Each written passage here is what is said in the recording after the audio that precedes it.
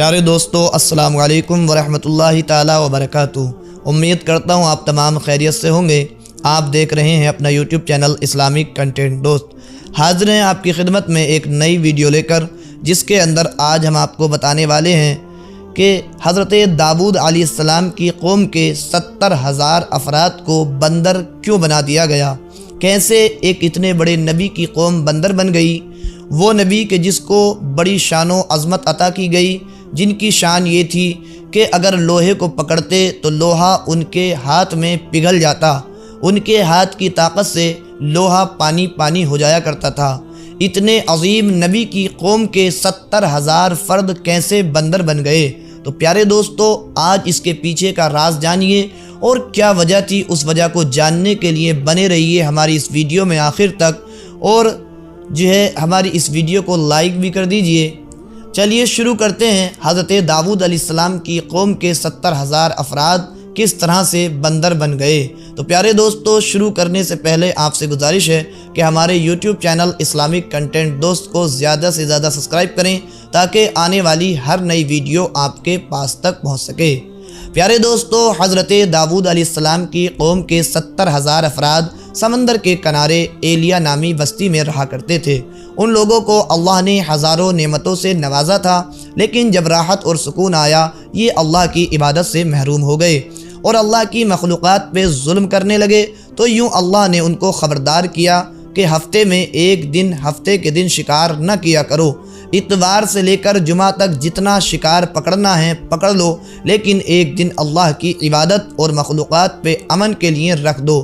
یوں اللہ نے ان کا امتحان لینا شروع کر دیا۔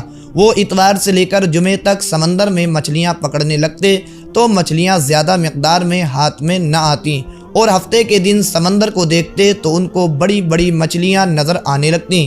ان لوگوں میں سے ایک شخص کو شیطان نے ورگلایا کہ پریشان کیوں ہوتے ہو، میری ترکیب پہ عمل کرو، تم شکار سے کبھی محروم نہیں رہو گے۔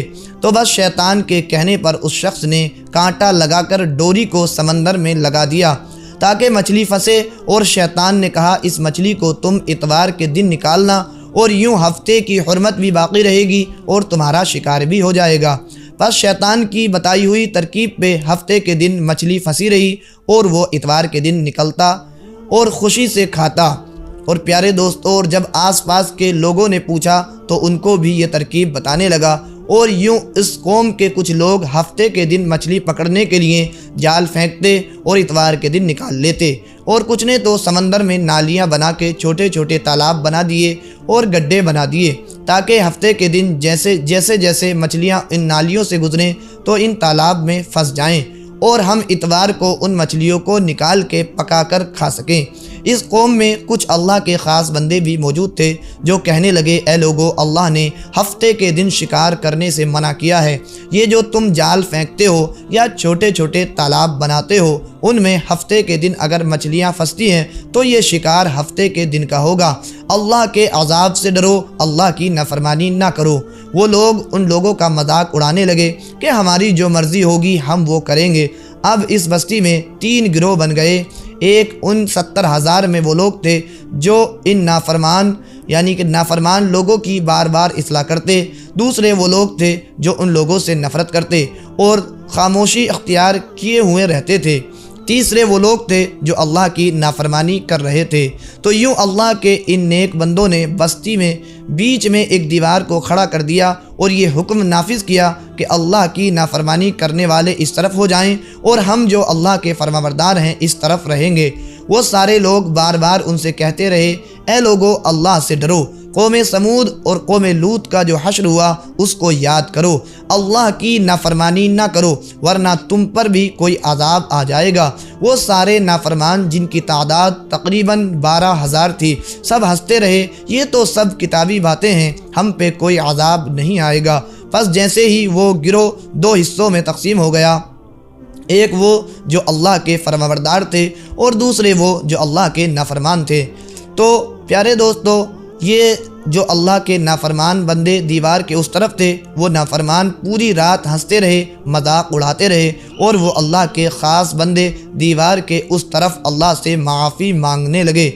بس جیسے ہی صبح ہوئی وہ نیک صالح انسان اٹھے، انہوں نے محسوس کیا کہ دیوار کے اس طرف سے کسی انسان کی آواز نہیں آ رہی تھی۔ جیسے ہی دیوار کے اس طرف چڑھ کے دیکھنے لگے، سارے کے سارے وہ لوگ بندر کی شکل میں تبدیل ہو چکے تھے اور بندر کی حرکتوں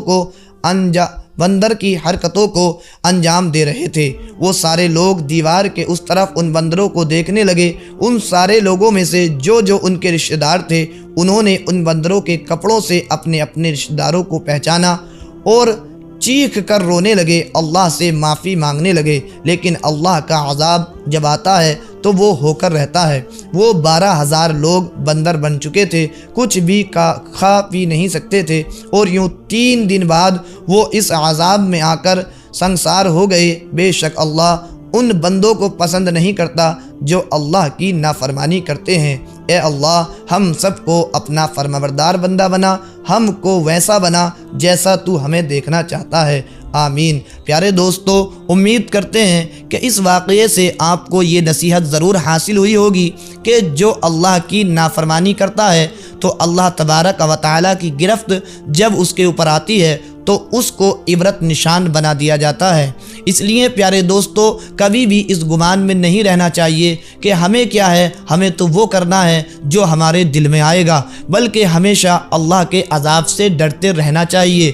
کیا معلوم کب اللہ کی پکڑ ہمارے اوپر جاری ہو جائے، اور کیا معلوم اللہ کا عذاب کب آ کر ہمیں پکڑ لے۔ تو پیارے دوستو، آج اس واقعے سے ہمیں سبق لینا چاہیے۔